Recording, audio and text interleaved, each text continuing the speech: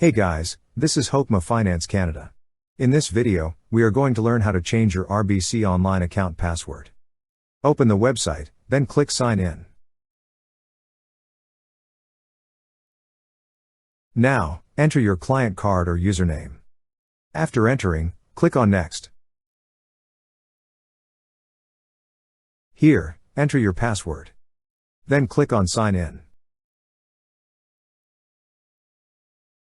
Once you're signed in, you will see a tab for Profile and Account Settings.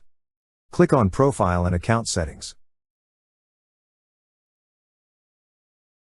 On the left side menu of this page, you will see an option for Security. Click on Security.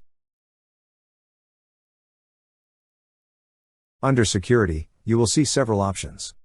Click on the option that says Password. On this page, you will see a section from which you could change your password. Now, enter your current password on the first field. On the second field, enter the new password you wish to use.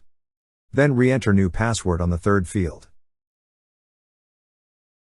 After entering, click on Confirm. That's how you change your RBC online account password. Thank you so much guys for watching, and if you have not yet subscribed to our YouTube channel, please subscribe to our YouTube channel as we create tech videos related to financial apps almost every day.